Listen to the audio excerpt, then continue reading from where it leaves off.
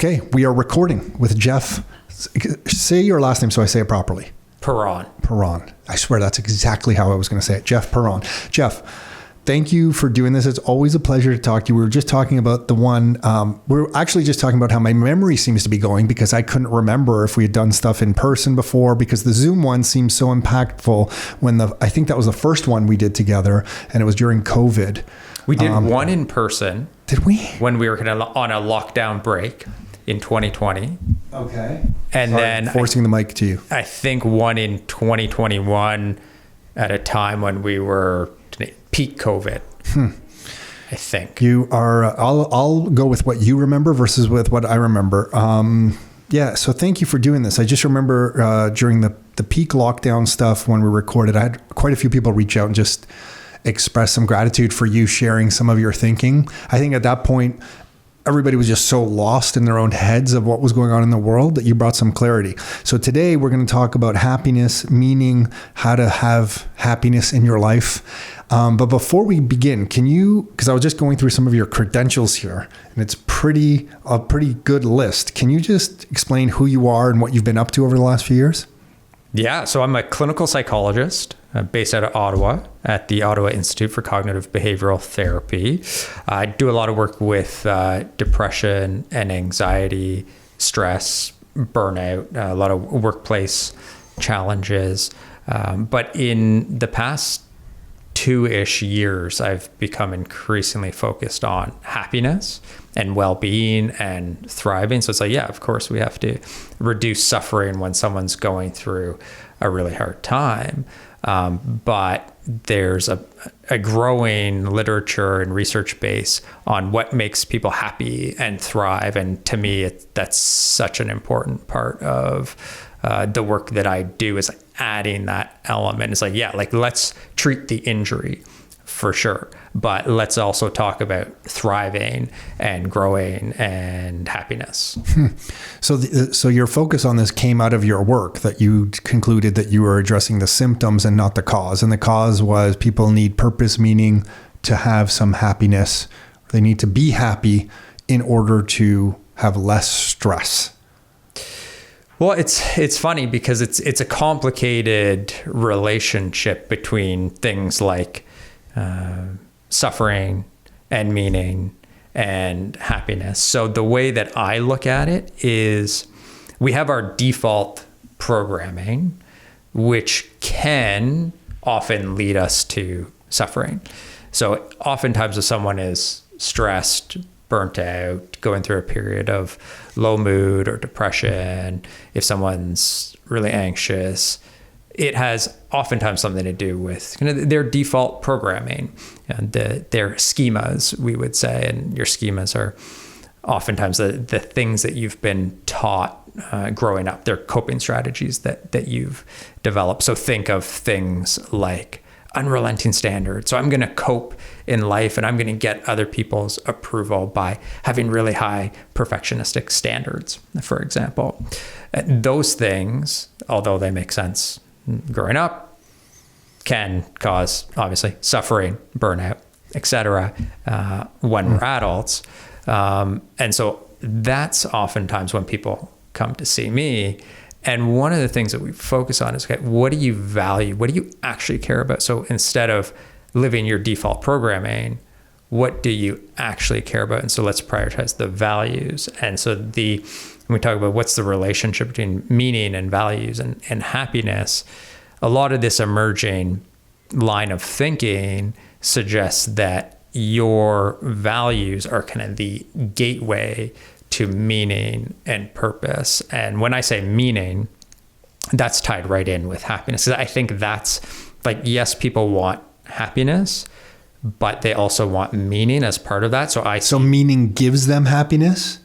I think they're inextricably linked. Like living your values brings meaning and happidness. A life of meaning and happiness. So do you get people as part of this? And I want to work through, because you've outlined some stuff in front of me here. If we don't go through this, I want to. So please keep us on track if I lose things.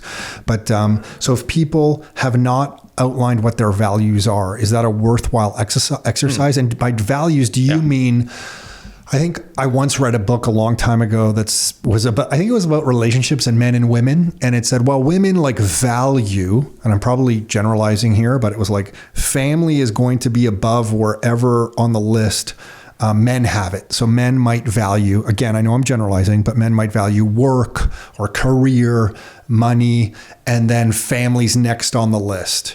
But women might have on their value list, like family higher on the list. And that can breed a lot of communication problems because men are going to always be talking about, hey, I'm going to work, I'm making money, I have this career to focus on, thinking that they're serving the family.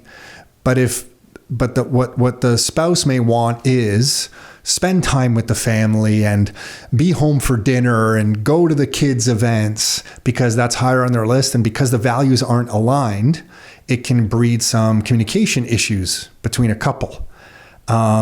Is when you say values, is that the kind of thing you're talking about or no? So those, I think, would be examples of crude values. I don't mean that like in a judgmental or pejorative. No, Jeff, you can just tell me straight. Like the way you're explaining stuff is pretty shitty and pretty. Let me give you a better way of looking at it. Yeah.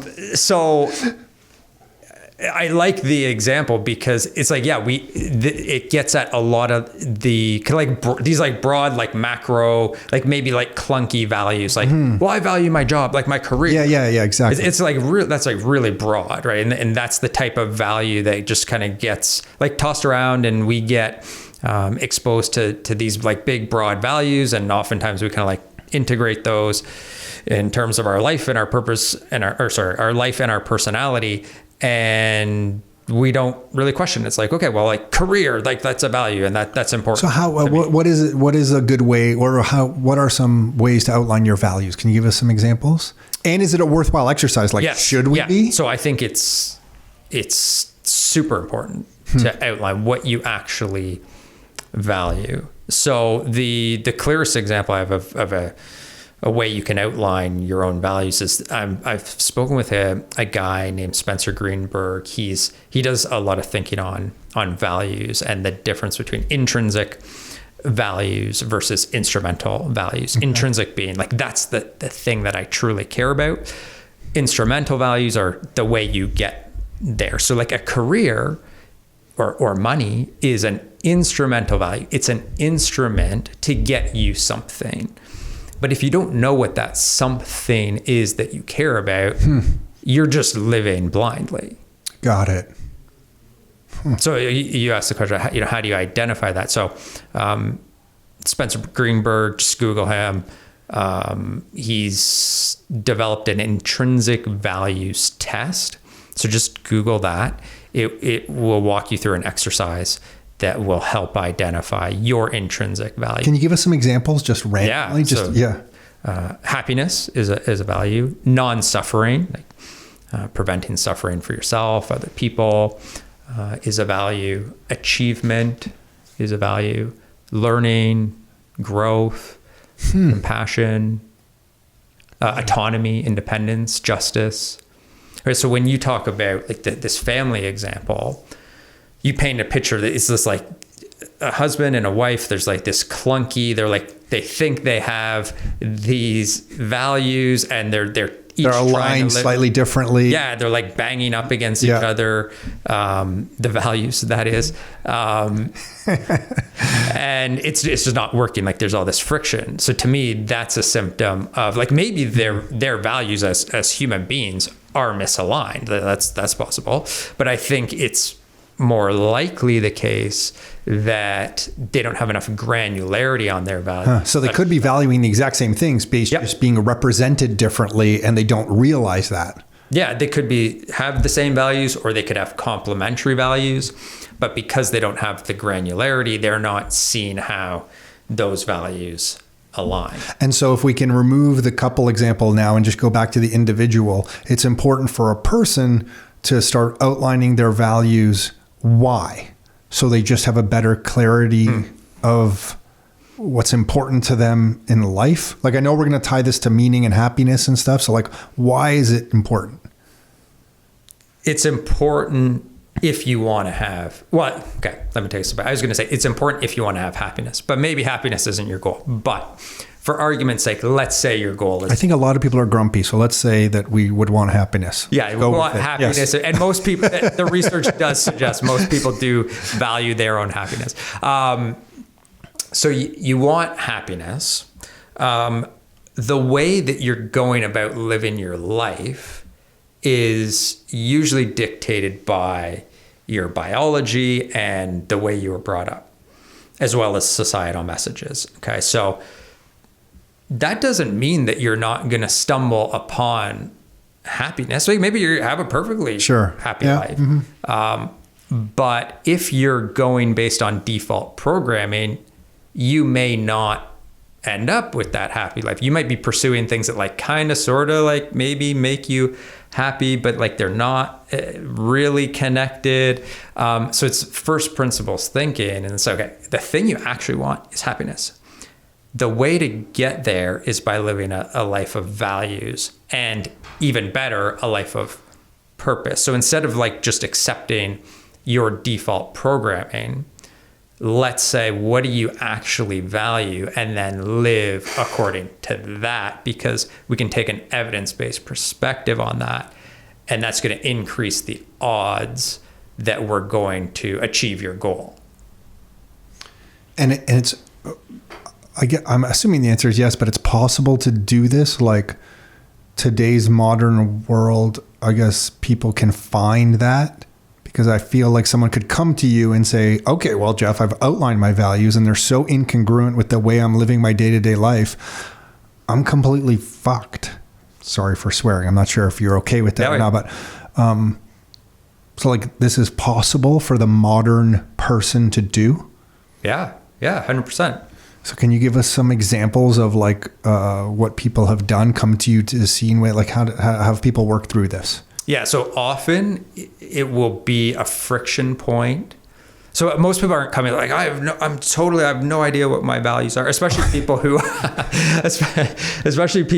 are like reaching out for help. Like it takes a certain person to say, okay, like there's a problem. I'm going to reach out. There's something I can do about this. Let me like engage in this process. Like that's probably like a reasonably insightful, like goal oriented person. So that person says, okay, I'm going to reach out for help. So usually like they have a semblance of their values. There might be like a lack of clarity there for sure, a lack of precision for sure. And so what I'm doing with clients is trying to bring clarity and structure to that process of, okay, what do you actually value? So the friction point or the lack of clarity is like your example, it's often around like family and career stuff. So you get people who are like, I'm pursuing this prestigious law career, for example.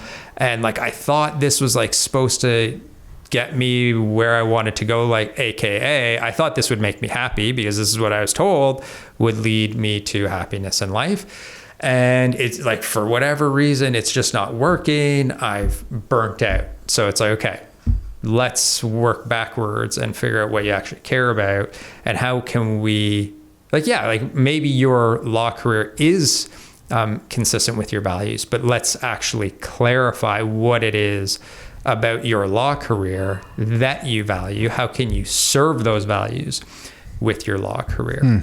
And then once you align that person feels like a healthier sense of control in their life, more meaning, more purpose, more happiness. Okay, got it.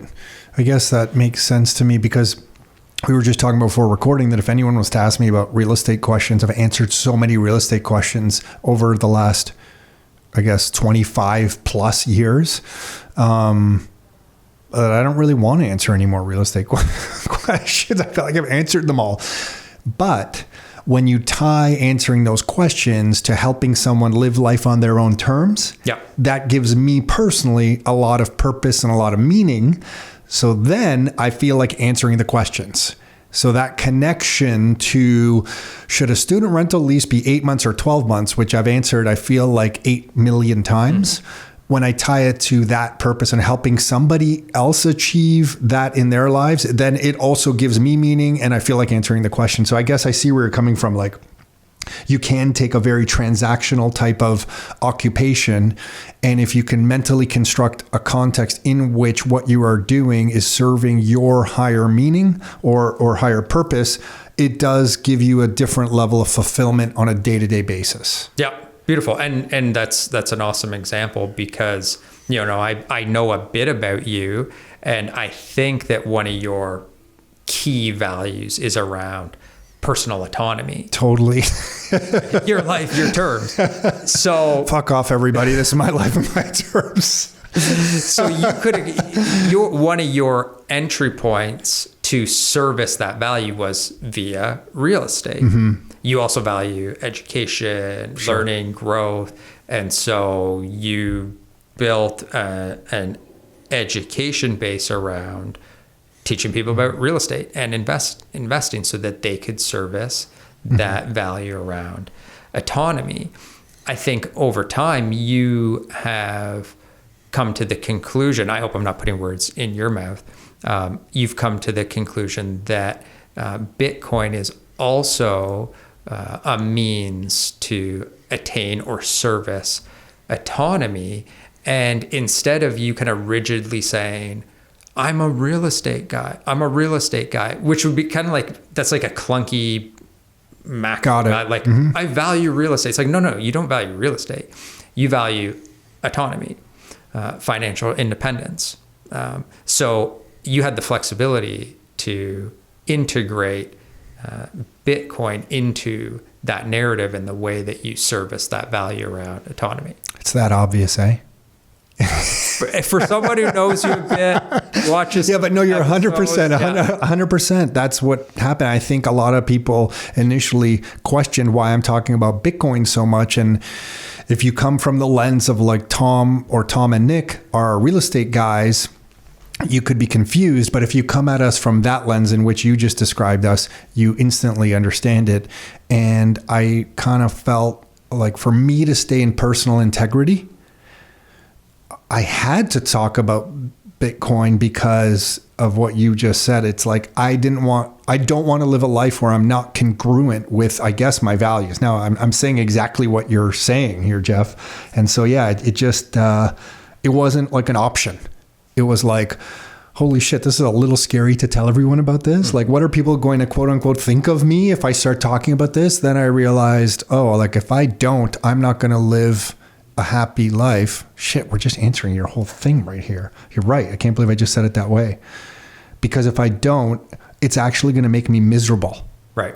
Like if I don't share that, I will be living in misery. Yeah. Because you also have a value of authenticity, I think. Yeah. And so if you were to shove that authenticity value and that autonomy value, shove them under the rug because I'm a real estate guy, that you would be underservicing those values, and that's what contributes. Yeah, and for anyone listening, I'm not trying to say I'm perfectly on all the happiness scales, like I've got everything figured out, not at all, but I have figured out that this serves me really well. It's funny what you're saying because two of my friends just said, Tom needs a burner account online to tell everyone what he thinks of Bitcoin because he's a real estate guy. But someone else who knows me really well said, no, if you follow him at all, you really know he doesn't because he just says everything he's thinking the way he's thinking it.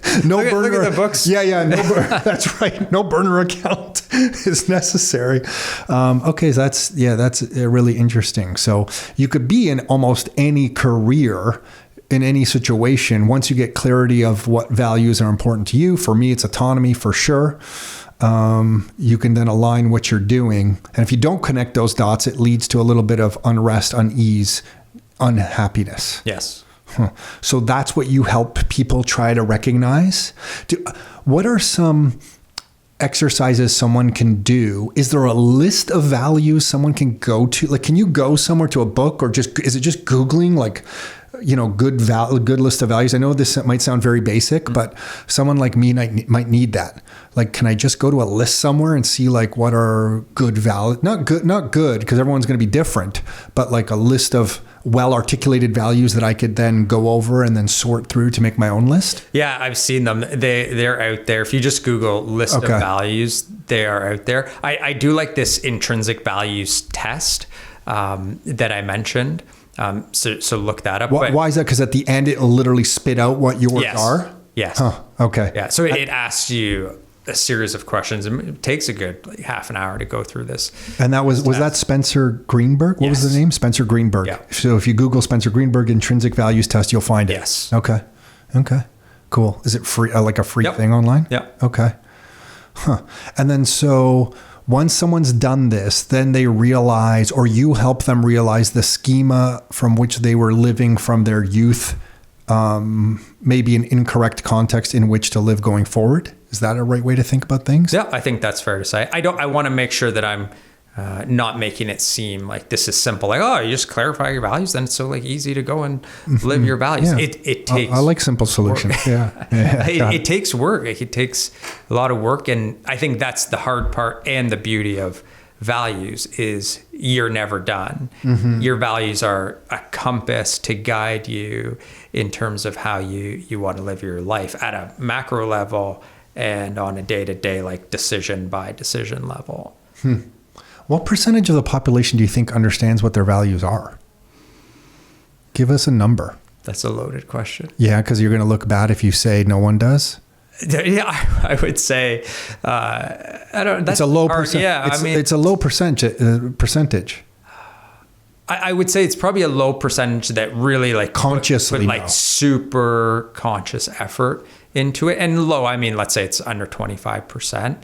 I would like to think that at least half of people, I mean, that sounds really broad, but at least half of people have insight into what they value and are living purposefully, reflectively.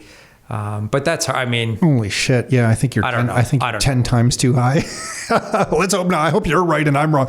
But okay. So what, in this box that you've outlined in front of me, what are some of the other default living things people use to get through life? Because you have schemas, and what are some of these other things here? So our schemas, this is kind of the default coping that we get brought up with, it, the messages about, be a good boy, be polite. These can lead to certain beliefs about how to comport yourself in the world, beliefs about other people, and that's not a bad thing. Schemas aren't inherently bad, but those are some of the default programming that we end up with. Societal rules and messages. Western society is pretty consumer driven, at least as far as the mainstream messaging that you'll get. Thinking traps. So there's a lot of research on common cognitive biases, confirmation biases, for example, that influence human thinking. So like a thinking trap is a confirmation bias. So you have a certain belief, you go online, the algorithms that you engage with on social media, the algorithms just feed you more things that kind of confirm what you're thinking, and it just feeds and breeds on itself. So confirmation bias is one form of thinking trap. What are some others? Fundamental attribution error is that? A really common one. Okay. So if you see someone in the grocery store and they bang their cart into your cart, okay, you as a human being are more likely to attribute their behavior to their disposition, like their personality. They're a bad person, like they're a rude person. They're an inconsiderate person. When in reality, it's more likely that whatever happened there was the result of a situation. I mean, that person was thinking about how beautiful those bananas on the shelf look, and then they didn't notice you because they were transfixed and they bumped into you. With everything you know, it's difficult to walk around life. You know too much, Jeff. You have to articulate your own values because you know so much about everyone. This is like a lot of analysis going on. Yeah, but I love it. I'm I'm blessed sure to be in this field. And so so there's that one, which makes a lot of sense. Are there others? In terms of thinking trap? Yeah. Oh, yeah. There's. Can you give me one or two more? Oh, you put me on the spot a little bit. If you look up like Kahneman and Tversky, okay, these researchers, they kind of wrote the book literally on thinking traps. So I would say go check that out. So a thinking trap is basically something that you're doing pretty regularly that is setting you up to have some negative thought or.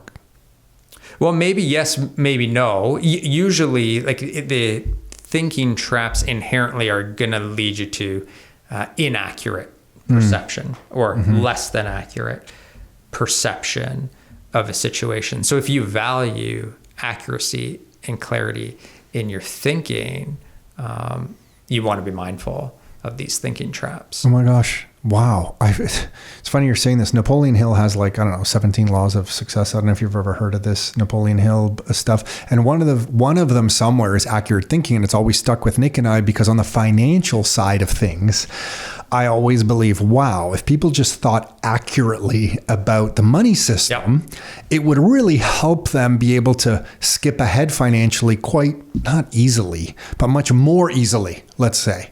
But because a lot of people use inaccurate thinking about the reality of the financial system, they get stuck in these traps. I never really thought of it this way, these schemas or these things that we're told when we're young, and it doesn't get you ahead. I never extrapolated that idea of accurate thinking kind of beyond that, like to other areas of your life, like the example in the grocery store that you're just using, like how you could quickly make a judgment on somebody in a certain situation that is totally wrong, but it's very easy to do.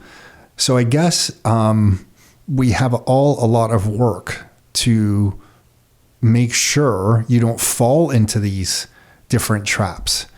It can be, I guess when you start thinking about it like this, holy shit, we're complex organisms and this is a complex life. Like to really get through this pretty easily. Okay, so then when you're working with people, what are some of the ways, we talked about the values, and then what? Is it them attributing some meaning or some connection? Or once people have outlined their values, they tie what they're doing in life to those values better, and then that can give them more meaning and joy and happiness? Yeah. So there's research to support that, good research to support that. Once you're living your values, once your behaviors are aligned to your values, or at least your perception is that they are aligned, you will experience greater well-being. And then I guess if you're not feeling, you could feel that in one area of your life, I guess, and not in others. So I guess you have to do this in all areas of your life. Is that the idea? Yeah. So that could be a rabbit hole, right? To try to align every single area of your life with value. So I would say, and this is what I do with clients, let's look at domains of your life. Okay.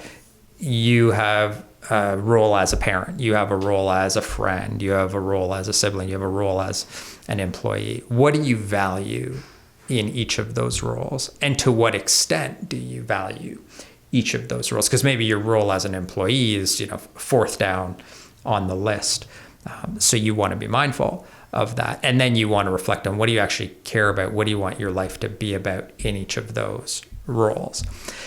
And so let me take a step back. So that leads to the question of well, how the hell do you balance all of these it's a lot of work. different roles? Yeah. And that's a trap, like thinking that you can just perfectly balance all of these roles. I have an article that I'm releasing shortly with a professor at Brown University on how this idea of work-life balance is flawed, because it sets us up for thinking that if we don't feel balance all the time. I'm so happy you're saying this. Yeah. Something wrong. We're failing. Yeah. We're failing at balance. What's wrong with you? How could you possibly fail at work-life balance? Isn't this terrible? It's no, all of these different roles and priorities have to exist in dynamic tension with each other. So when you feel that tension, that might just be a sign of of course I feel this tension because I'm a busy person with multiple priorities, and it's okay that I have this tension. My job is not to resolve the tension. My job is to navigate the tension. So much better. I think there's an era of personal development books. I think in my late 20s, like maybe 25 to 30, I think I read hundreds of personal development books, some in the bookstore and I put back on the shelf. I have no shame in admitting that because I did purchase a lot of books. And there was this idea, I think it must have been the era. So we're talking late 90s, early 2000s, where it was all about work-life balance or life balance and how to have a balanced life. And I remember at the time just thinking, this is kind of bullshit. Like, I don't understand how you can do this. But it was like being force-fed in the personal development movement, like how to live a balanced life. And then when we started Rockstar, it became very obvious to me that I couldn't do it, because for the first few years of starting Rockstar, I neglected my family, not to an extreme like, where it was bad, but I guess in my own mind, I wish I had been spending more time with my family. I guess that's a better way to say it. But I couldn't, because to create the momentum that Rockstar required to get some energy to itself and to build itself, I really had to focus a lot of my waking hours to Rockstar. Yeah. Knowing that I was giving up some time with my family. I think a low point was coming back on a Saturday morning or Saturday afternoon, and Carol, my wife, was like painting the garage door to our new house. It was a new construction, a new build, and she was like out there doing this stuff, and I knew that was on my list to do, and she was doing it, not complaining in the least, like happily doing it. But I remember thinking, shit, I'm letting the family down here. But at the same time, I needed to dedicate so much time to starting this thing. And now many years have passed and Rockstar has some momentum to it.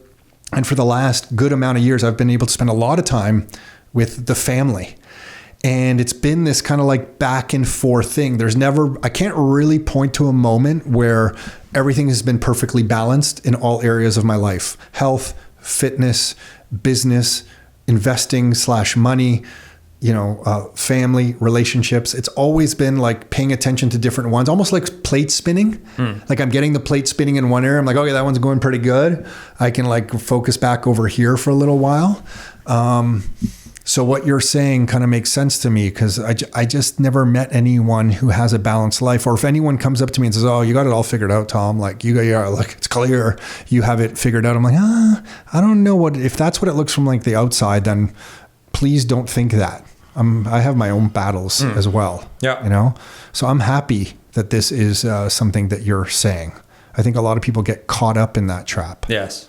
Yeah. And it's not to say, oh yeah, like you should be stressed out. Like you're going to be stressed out all the time. It's fine. Just plow through it. Like, no, like live with reflection and insight into why you're doing the things that you're doing, but don't beat yourself up if things aren't feeling like perfectly balanced. And I think that's what people do. They beat themselves up. That's the problem. Yeah. We're tense about tension, like stressed about stress. And I think what you said is, in the West, you were saying the way we live. It's funny because just coming back from Europe, it's obvious to me how much family and family get-togethers and events around the family are so much more of a priority than they are in a lot of the West. And I kind of like that they're just really focused on spending time with the family and spending time with friends. And there's a lot of focus around that. And I think maybe I got caught up in the kind of like this Western mindset for a little while. I think I'm past it now, of like, oh yeah, like it's just about like making money and getting ahead and stuff. And maybe that comes from me trying to serve the family. I don't know. And now enough times pass where like I don't really think that's the number one priority anymore. It is moments and experiences with my family that are really meaningful to me. Like if I look back on my life, even though I love talking about autonomy and that kind of stuff, I look back on my life, all the best moments are like experiences with family and friends.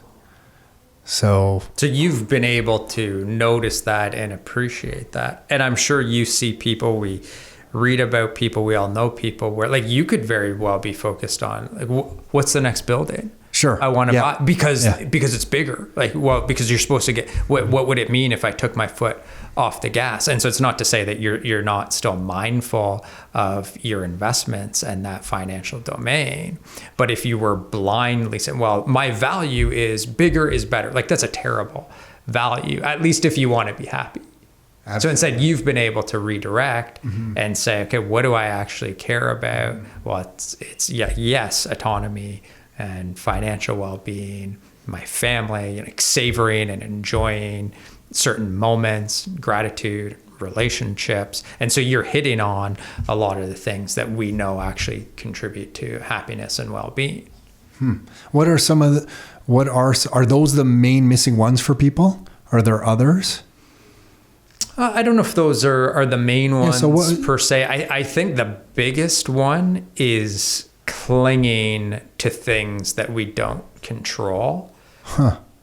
And that cuts across a whole host of domains. But the Buddhists would say that wanting, craving, clinging to things that we don't control, that's the greatest cause of human suffering.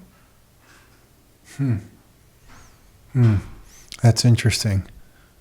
It's like me clinging to an interest rate change. Yeah, exactly. Yeah. So I'll be happy when the interest rates get down to X. A, you don't control that. No. B, so this gets into another kind of common human cognitive bias, which is affective. So with an A, affective forecasting.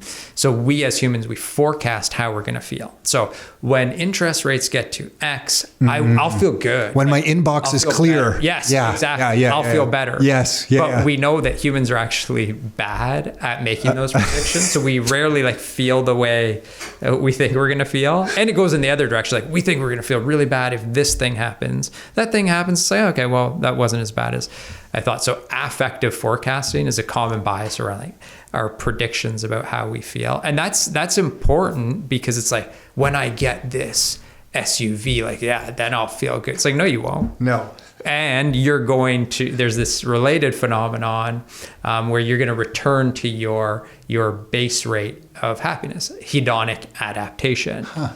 So your new SUV will feel good for a little while. You get this little boost, and then you'll just fall back to baseline. That's just my car. And then you go chasing the next thing and wanting and craving. And so if you're not mindful of these things, you get that SUV. It's good for a little bit, and then you return to your baseline. You say, what's wrong with this? What? No, I don't feel this way. I need to get that feeling back. How do I get that feeling back? Well, I get that feeling back by getting this vehicle. And people are rarely, that uninsightful, or at least. Oh, I know several. Yeah, I know. Yeah. It's sneaky, right? Yes. So then, can you use gratitude? It's a pretty. Every meditation app, every book, and personal development will say it's really important to have gratitude. So can you use gratitude to up your baseline? If you're in your car example, if you're hey, I just want to go back to the basics and remind myself here every morning that how thankful I am to be able to drive to work or wherever I'm going in this car, because I never really thought I'd be able to have this. And now I actually do. And I just want to stop and appreciate the moment here. That does gratitude ups your happiness level. Is that what gratitude is doing? You're kind of almost bringing yourself back to the beginning when you first got the car in this example. Yeah. So that's a fact. Gratitude is associated with greater well-being, greater happiness. I love the examples. It's wow, okay, I'm in this vehicle. I just turn this key and then it's on, and then I can start moving down the highway at 80 kilometers an hour. I can get to 100 years ago, this would take a horse and buggy. I can get there. And so totally. Isn't it amazing that there's these stop signs, and everybody in our society more or less agrees that we stop at these stop signs so we can get to where we're going safely. That's great. Okay. And so I'm so great that I'm hearing that, because I always find there's something called the 5-minute journal. It's a little book when, it kind of helps you have gratitude. If you're not good at remembering to have gratitude in the morning or evening, this kind of little book kind of helps you do it. But I find that so helpful. Can you have gratitude in something?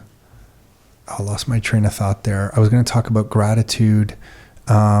Well, I've got a thought. If you go ahead. While you're searching for that one, about what you just said, this idea of not being good at gratitude. It's most people aren't. We're not wired to be good at gratitude. Because if you think, it's not an easy habit to continue. Think about our species. We're wired for threat detection and threat avoidance. Avoiding getting eaten alive is way more important than sitting on a rock, 100,000 years ago, beside the cave and saying, well, look at that sunset. Isn't that amazing? And then there's like this cascade of positive emotions while the bear comes up and eats you. Like all those people who were wired to feel positive emotions way greater than threat detecting emotions, that chain of DNA still exists. Well, it's part of us because I think that is that the amygdala that's doing that to us? I thought I read that that's the amygdala plays a big role. Okay. Yeah. The old part of our brain that's just wired this way. Yeah, and there's now for the people who really want to get in the weeds with how the brain works and emotions, the latest thinking is that the brain is far less kind of compartmentalized than that. Oh. It's a prediction generating machine. And so, yes, like the amygdala plays a key role in certain processes. But if you really want to look at that, check out a book for people who are interested called How Emotions Are Made. Actually, a Canadian woman who I think she's at Harvard or she's at some... big institution in the States, Lisa Feldman Barrett, who's done a lot of work on that. If you're really interested in the brain and kind of like debunking. Okay, because that's how I had always understood it. The amygdala is doing this. Your prefrontal cortex is more modern. It's the one that's like critically thinking about things and is able to like analyze a little bit better. I had never heard this before. That it's some of the latest research is a little different. Interesting. Yeah. Okay. So what you said is not untrue. Yeah, got it. Just less compartmentalized. Got it. Okay, so that's why gratitude. I don't think I really thought of it that way. Like I didn't understand why having gratitude could be helpful, but it really can just help you give context to things that are going back to baseline and appreciating them. And then when you're in the state of appreciation, life is better. Oh, that's what I was going to say, that like sometimes I can have gratitude for even what I would once perceive as negative situations, because I've learned through life that whatever problem comes my way, so like I'm almost excited now to see what the solution is. So this happened a long time ago to me, that like, oh my God, there's like a problem. This actually isn't a problem, because as long as I take action and get an information advantage over the situation, this will be resolved, and I can't wait to see what the solution is going to be. And I think that came from this one real estate investor who was having a really hard time filling their property early on in our business. And we were helping them and kind of coaching them. And I was a bit obsessing over this. I thought, oh my God, this is an absolute reflection on me and our business, that this person can't get a tenant for their property. And we kept working with them and kept working, and it all worked out beautifully, even better than they had originally hoped, actually. But, it took some time. And I think it was that moment that taught me, problems really aren't something to focus negatively on. The outcome of the problem, as long as we keep taking action and get an information advantage of the situation and keep adapting, we're going to get through this problem. And the result of the problem is actually quite exciting. So now when I see problems, I immediately go to like, oh, this is pretty exciting. What are we about to learn here? Right. So that two things there. One is growth mindset. So when you encounter a challenge or you encounter unwanted experience or unwanted feedback, it's okay, this is an opportunity to learn from that, because I'm not where I want to be yet, but I'm on my way. And your problem orientation, we would call it, how you view problems. We were talking about this problem of work-life balance and how it's conceptualized. And if you don't have balance, well, that's a problem. And that's a poor problem orientation. A more optimal problem orientation is saying, of course I have problems and there are opportunities for solutions. That's how I view problems. Yeah. Because it really changed my life. I also, in the same moment, realized that if I focus on one type of problem, it tends to like occupy my mind space, and I need to choose selectively which problems I'm focusing on. So if I focus on a problem of a certain category, that's not really a meaningful problem. Like it's a problem, but like as long as we're keeping at doing things and working on it, it's going to solve itself. I'm then occupying a lot of mind space or willpower that could be assigned or attributed to a much higher level problem. So then sometimes if I got stressed about something, I would tell myself, stop thinking about that problem, find a bigger and better problem to focus on, because that's better use of my mind power. if that makes sense. Mind power. But does that line of thinking make sense? Yeah. That's what I did. Prioritizing your I guess when you say it, it sounds very like I'm doing something very basic, and I thought I was having some masterful breakthrough of my own life. I think these are, if you put them all together. Yeah, they help you. It's like an operating manual. But I wouldn't downplay what you're doing. Like, these are so hard to do. Like, in and of themselves, it sounds so simple. So, well, don't view problems this way, view them this way. Everything that we're talking about is you can turn left or you can turn right. And it's really hard to do that over and over and over again in life. So, it sounds basic on the surface, but give yourself credit for, I'm not saying anyone in general, just like being able to pause and put distance between the stimulus and the response. Like, that's what we're talking about at the most basic level. So we have our built-in responses to things, our reflexes. If you listen to those things, if just automatically, it's kind of risky. It's like may or may not get you to your goals. If you can pause and say, okay, like, is there a better way to view this instead of just listening to my reflexes? Like, that's everything. So having gratitude, tying what you're doing in life at some level or in some category to something of that you value, and then having gratitude seem like two really instrumental things to living a happy life. Anything else? Anything else? Are those two main things? Those are two huge ones. Yeah. And I would see gratitude as a value. Okay, got it. So gratitude is one of them. We know contribute to happiness.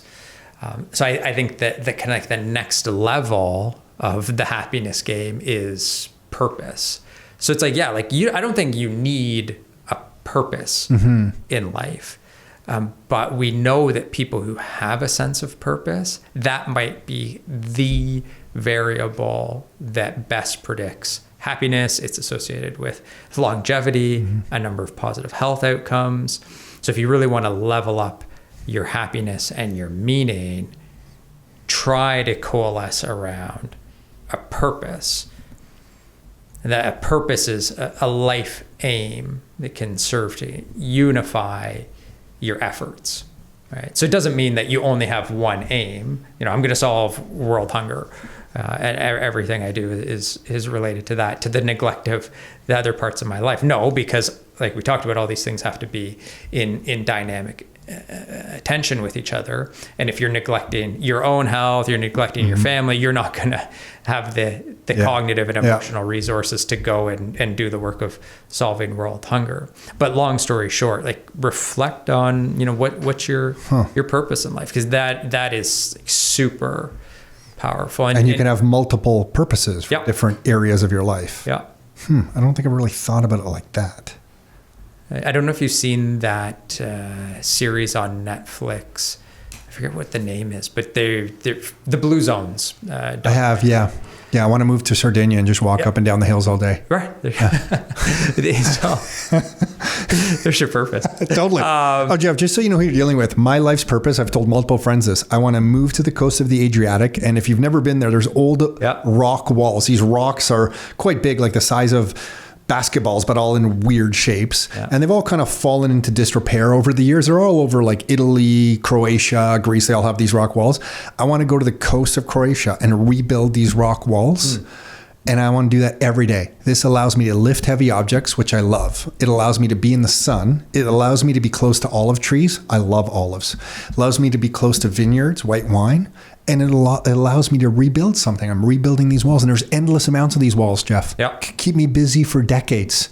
I'm convinced this is my life's next purpose, to go there and build rock walls. That's it. I'll be totally happy. Boy, I love it. The family has to be around. There's other needs, unfortunately. Family's gonna have to come with me. So what do you think? I don't know if that's their purpose. Well, now I'm gonna ask you more questions about your walls. But what do you think? What else would be associated with building these walls, putting them together? How would you put them together? Like, what would they look like? Why is that important? I think it's important because of the location, because I feel like if I'm just building the rock walls, I'm away from a system in the West that I feel gives angst to a population, and building these rock walls just allows me to be in the moment and not thinking about that, because a lot of my life's purpose is tied to spreading education around, why people struggle to get ahead financially. And I feel very fortunate and grateful to be in the financial position that I am today and I find myself in today. But when I look around at a lot of people, I think they have some unease or unhappiness in one area of their lives because they can't solve this financial riddle. And the cards are stacked against them. So if they do all the things in their schema that they were brought up to do, it actually makes them fall behind more. And so I look around at a lot of this thinking, this is so unfortunate. And some people have a lot of pain in this area because they think what they're doing for their family is right, but they can't then get ahead. So maybe they're getting angry at their spouse or their kids. And, some of this might be coming from just talking to rockstar investors that I get some of these things from. And then I think I've associated building rock walls of like, okay, I'm not going to focus on that purpose anymore. I'm just going to be in the moment in the sunshine, and that's it. So, yeah.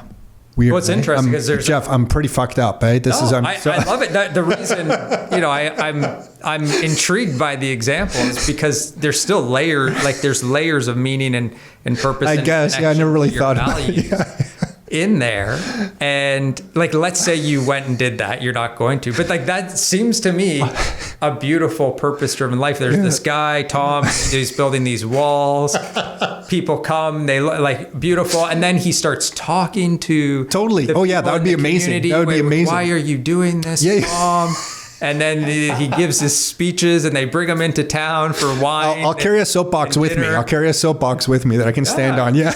Well, that's right. That's purpose right there. And so I think part of that is, if some people might laugh, but that's a life of meaning and purpose. And presumably that would be associated with happiness and well-being and probably enhanced physical health. Totally.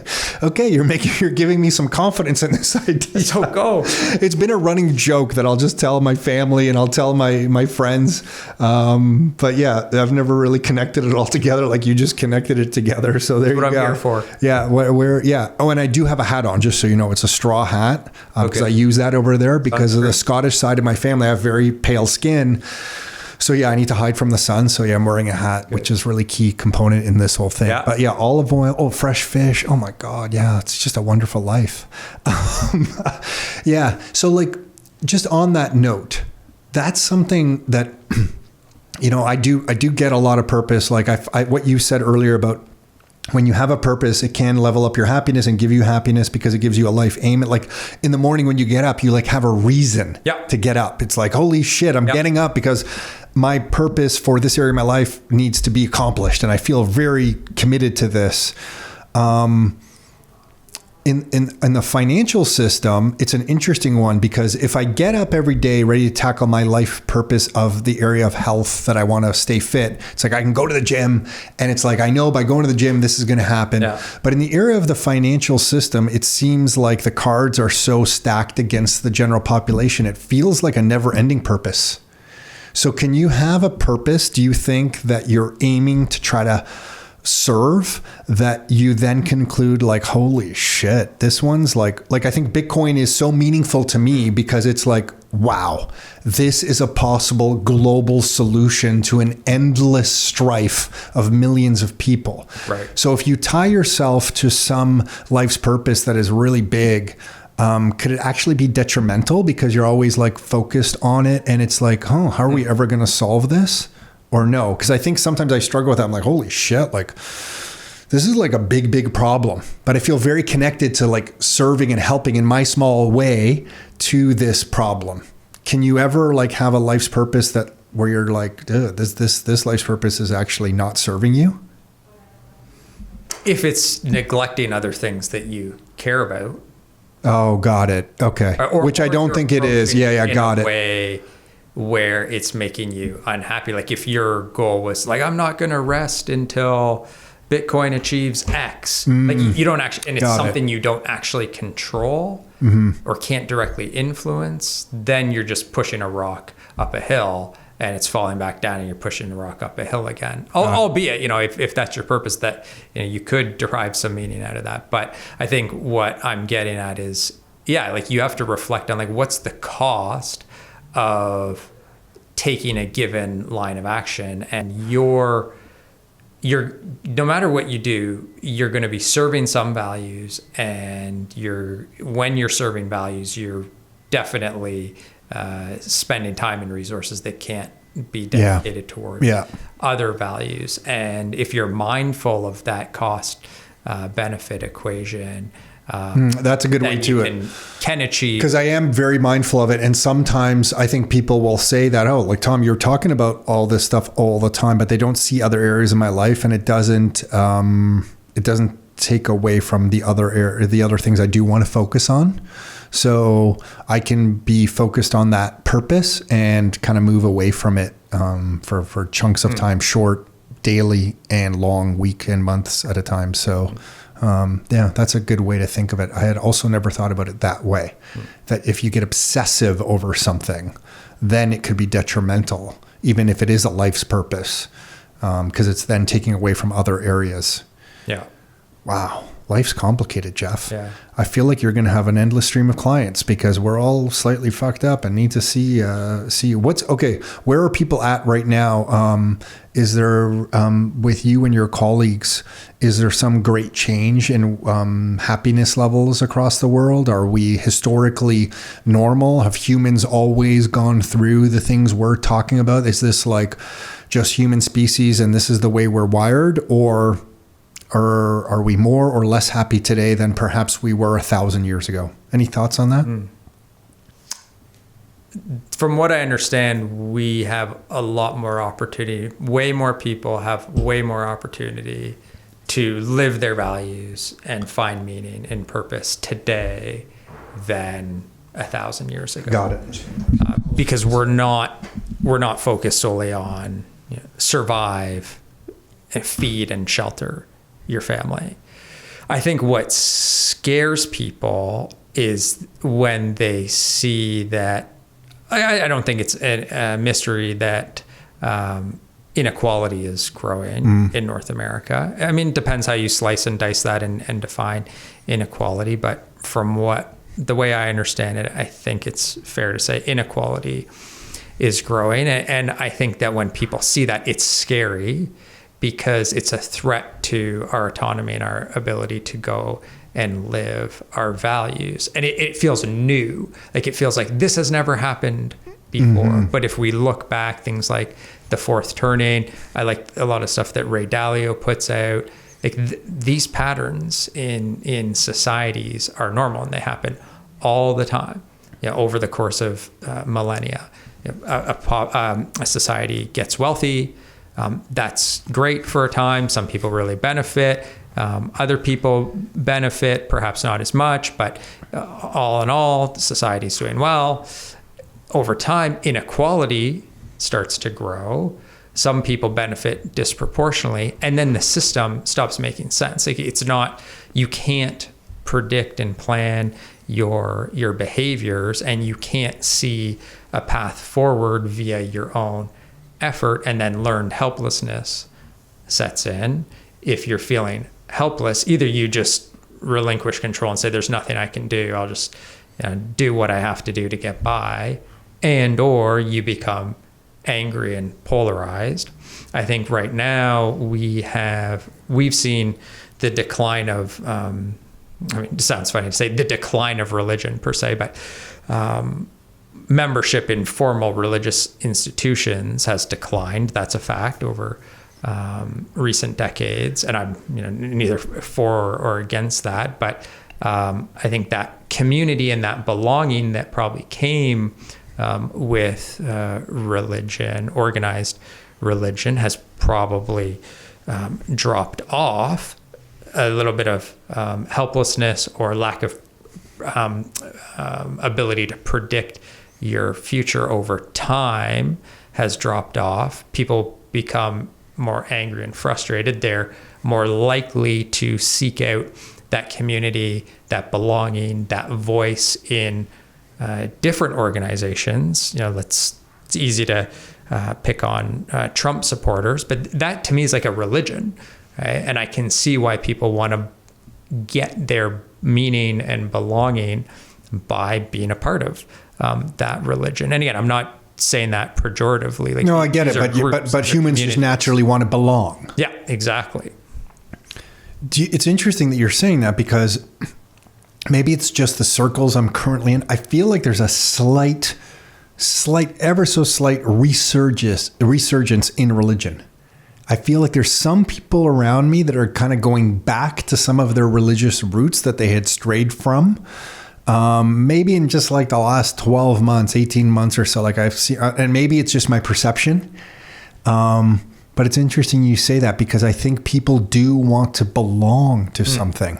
So whether it's like you're saying Trump or religion, Bitcoin, right? Like you want to kind of belong to some community that you've identified might share similar values that are important to you. That just seems like a human nature thing. And something you've said there is interesting to me, that there's patterns through history. You're talking about Ray Dalio and the fourth turning and all these things. That helps give so much context, I think, that people need. That like we're going through a moment in time where I think a lot of people are looking around and going, well, compared to like if you're roughly my age and you grew up, your formative years were maybe the 1980s, right? I was born in the early 70s, formative years, 80s and early 90s.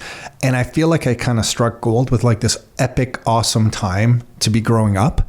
And if you compare a lot of things that are going on in today's world to that era, it can look like, oh my gosh, everything is like kind of shit. But if you understand that history has patterns to it, ups and downs, and I just happened to be growing up in formative years that had these characteristics to it, and these years have these characteristics, and things are likely going to swing another way again, it does help provide a framework to make sense of this crazy world. Yeah. Right? Yeah. Is that totally something you would think people should keep in mind when they're analyzing current events? Yeah, because then I hope it protects us from like blindly following our religion of choice. And then if we have that insight, we can get all the benefits of the religion or the group or the community without the downsides of the polarization and that in-group bias and the anger and the vitriol. And we're less susceptible to leaders who are going to come in and say, just fan the flames of those group biases.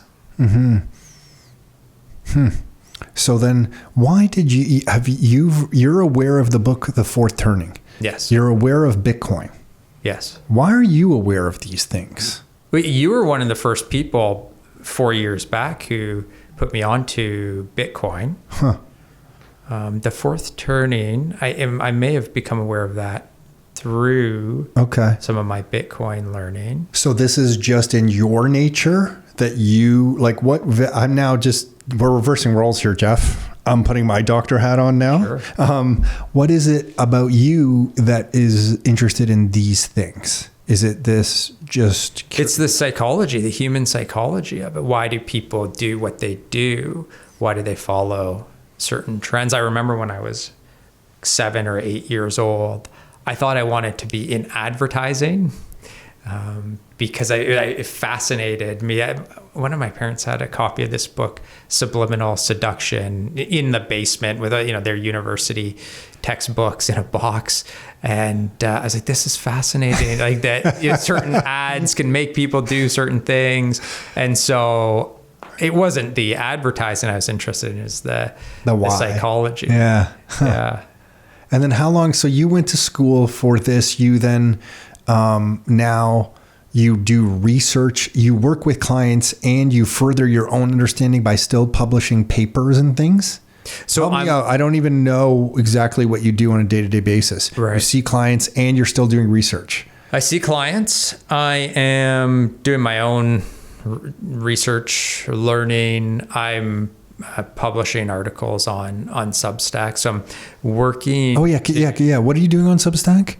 Weekly, monthly? You publish these articles? How does? Whenever I've got the time. Okay. Yeah, which is what I like about it is, again, not turning a value into a scheme. It's like, if it turned into like a job where I had to do it every week, I'd lose some enjoyment out of it. So I'm always working on an article in the background, just trying to put these concepts on meaning and is it? Yeah, on that's the Substack's called The Psychology of Happiness. Oh, cool. And so all I want to do is share what I know, what I come across in terms of reducing suffering and helping people understand what contributes to happiness, meaning, and purpose. Mm-hmm.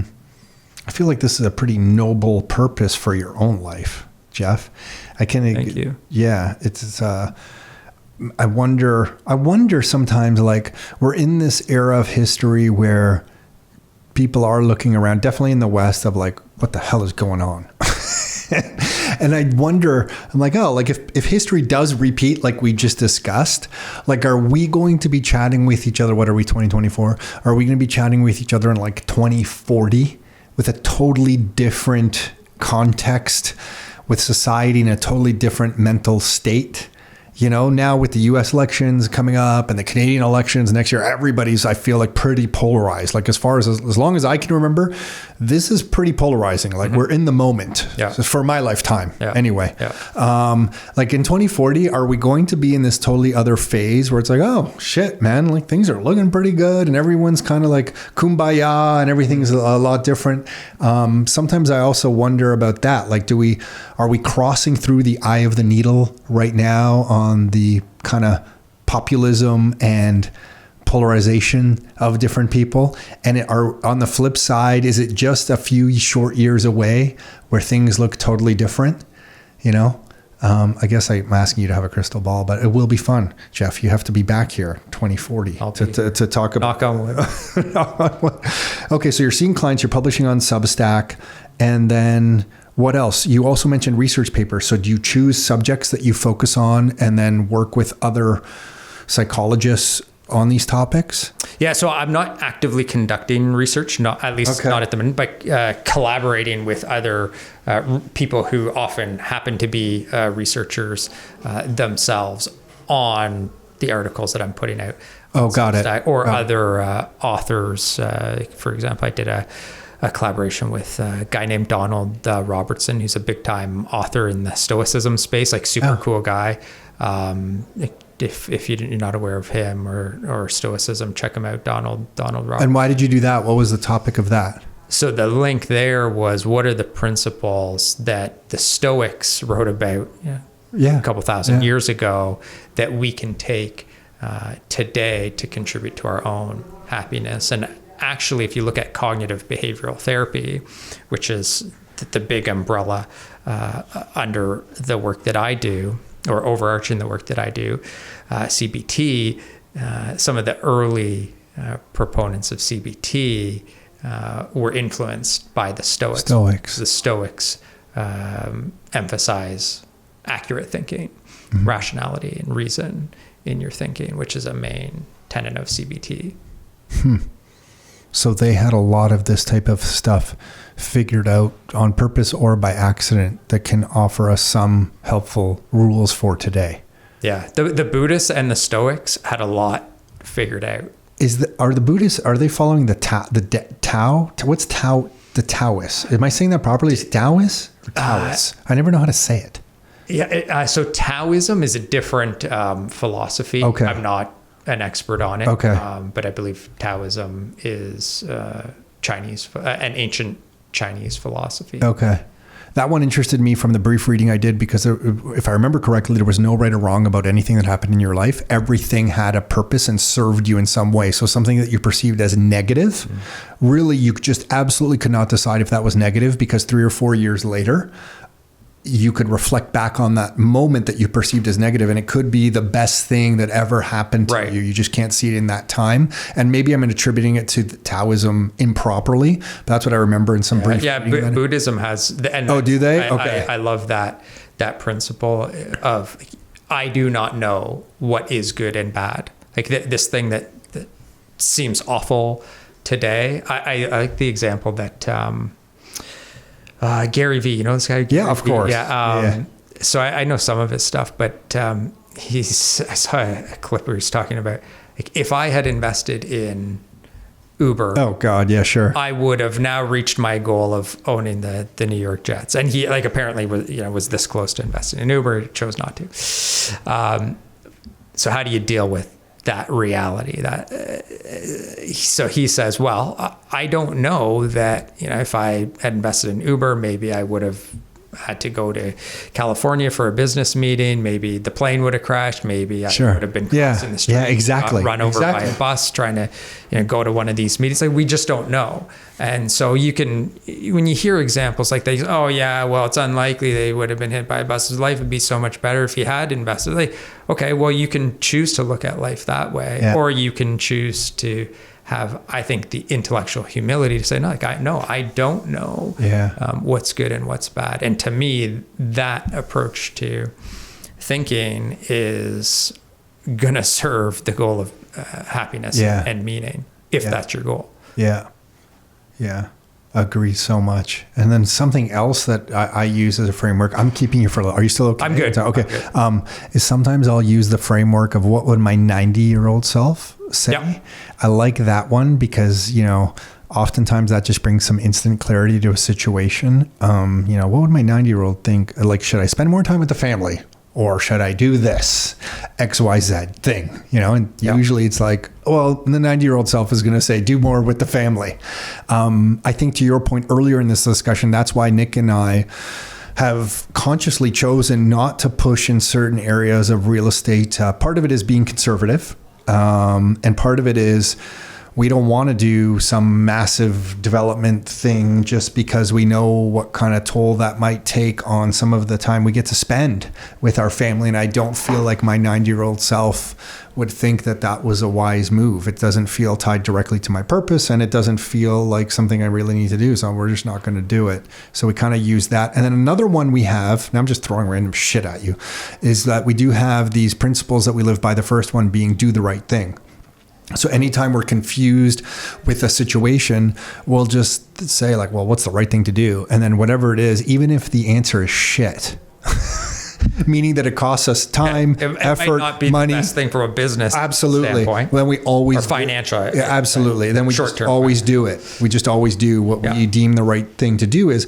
By the way, some people have used that against me over the years. Then they've asked certain things of me and concluded what the right thing for me to do is on my behalf. Because they've heard me say that and they're like, you say you always do the right thing and the right thing to do is clearly this. And I'm like, well, that's inside your value system and what you look at the world, but inside mine, it's clearly this. So I've learned over the years, two people can clearly think the right thing to do is two absolutely different things. And I'm okay with that. Yes. So yeah, for anyone's thinking. Well, and that's a beautiful thing too, is that like everyone's allowed to have their own line of thinking. Yeah. Right. And I mean, that again, sounds so simplistic, but it's pulling back from the rigidity that there's one way. Yeah. And we've lost some of that. Like, I appreciate people who can think differently than me and give me their reasons for why they think so. I actually respect that a lot. Yes. And then I'll just tell them to their face, I kind of disagree with you, but I see where you're coming from. Yeah. Like, I understand that. And I really love those. To me, those are the best discussions. Like, we just had I just had a little bit of a political discussion at the side of a soccer field the other night, because that's a good place to start politics. That's where you do it. That's where you talk politics. But this person, like, I just disagreed with like so much of their conclusions. But when they gave me the reason that they got to those conclusions, I totally respected it. I was like, you know what? I can actually see where you're coming from in your context with your reasons for thinking that way. Yeah. I can kind of see your point. I still am not changing my point of view because I'm a stubborn asshole. I'm glad you said. Yeah. And I have my reasons, and my reasons are better than yours. It's a good conversation in that way. When people can kind of back up why they think. I absolutely love that. Yeah. It's why I would be open to someone talking about Bitcoin and why they disagree with Bitcoin. I just can't really find anyone who would be willing to come on here and really challenge Bitcoin in any meaningful way. I've extended the invitation to a couple people, and it always just goes nowhere, because I would love to hear it. Like, I would love to hear somebody tell me why Bitcoin specifically doesn't do what I think it's going to do. It tests my own thesis. Yeah. It's kind of like totally steel manning, and I love that. So another guy who's getting at what you're saying, who actually, I'm pointing to this page because he started out as a positive psychology / happiness researcher, is John Haidt, which people probably have heard of. He's got a super popular... John Haidt, spelt the way you think it's spelt, the Canadian version of height? No, Haidt. Oh, got it. Okay. He started, or at least co-founded, an organization called the Heterodox Academy. So orthodox meaning one set of ideas, one way of doing things. Heterodox meaning multiple ways of looking at something, multiple ideas. And so he's huge into promoting healthy debate, disagreement. Let's discuss our ideas as a remediation against fragility in our thinking, where we can't have debate. There's if you disagree with this, you're wrong. There's something wrong with you. It's like, no, let's not be extremist. Let's not disagree just for the sake of disagreeing, but let's be okay with sharing ideas and respectfully debating each other. So anyway, now he's got this huge book called The Anxious Generation, talking about how our youngest generation is wired for anxiety in large part because of phones and social media. But anyway, he's a researcher some folks might be interested in checking out. Yeah, just on that note, because we didn't talk about social media, and it's clear that it can make people more anxious. It's also destroyed my attention span. I'm not going to lie. Like, I used to sit with a book 90 minutes, easy, 90 minutes, no problem. Now I would say after 20 minutes, I get the itch. Did the Leafs make a trade? Who's our goalie next year? Like, what's going on with the book? Yeah, what's going on? Is interest rates change behind my back? Did the central bank have an emergency meeting that I'm not aware? But it's a real struggle, honestly. Like, I used to sit so well for easily 90 minutes. And now I find it's a struggle, and I attribute that a lot. See, maybe that's just me passing the buck a bit, but I do attribute a lot to just like this attention, the social media kind of thing. And this generation, it's interesting. It's like, do you really critique what's going on, or is this just the inevitable path of this species that we're more and more going to be intertwined with machines and artificial intelligence? And like, do you fight it, or do you just go with it? Like, is it just what it is and you accept it, or is it really something we need to be absolutely concerned about, or just marginally concerned about? These are some of the things I think about sometimes, Jeff. Just so you're aware. Big challenges. Well, the answer is somewhere in the middle. But yeah, I mean, objectively, social media, poor attention span, these are things that are not good for human beings, especially little human beings. Yeah. Yeah, because the attention span thing, like, to really get a deep understanding of anything, you need to spend some time on it. And when the attention span is destroyed, it's just that much harder, right? Like, we're so dependent on a quick Google search, a quick, GPT, like, answer. Like, it's just, I don't even check some things as much as I want to. Like, I'll use ChatGPT to figure out some compound annual growth rate stuff. And honestly, in the back of my mind, I'm like, do I break out the paper and pen here and just like verify that the compound annual growth rate is this? Or am I just blindly going to say whatever AI spits out the answer is, Like, sometimes you're like, are these machines really as smart as they think they are? Or like, do I need to do these calculations myself? Anyway, Jeff, I really appreciate you coming by, man. Thank you. You didn't really have to pop in. I know you're not always in the area, so time is likely precious for you out here. So thanks for doing this. Anything else we should be sharing before you go? Definitely. What about the Substack URL? I know it's called The Psychology of Happiness on Substack. Do you have a URL where people can find your stuff? Just Google that. Just Google The Psychology of Happiness, Substack. Yeah. That will come up. Yeah. Cool. Anything else you want to share with anyone right now? If people are looking for help, the clinic I'm with is called the Ottawa Institute for CBT, oicbt.ca. If anyone is looking for help, you can check that out.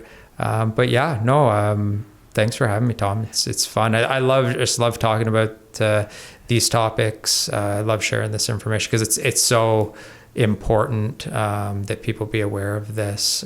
So thank you. Yeah, and thank you. You've made some introductions to some people that I'm not even sure I should connect you with. Thank you. You're the original connection, I think, for us to have Seb Bunny on this thing, and just like a brilliant young guy who articulates financial concepts so well. It actually pisses me off. I'm joking. But it pisses me. I like saying this. It pisses me off because I want to articulate it as well as he articulates it. Yeah, thank you for doing that. You didn't have to do that. My and pleasure. we really kind of appreciate that, Jeff. Thanks for coming by. You're going to have to do it again. Awesome. Yeah. Thanks, Tom.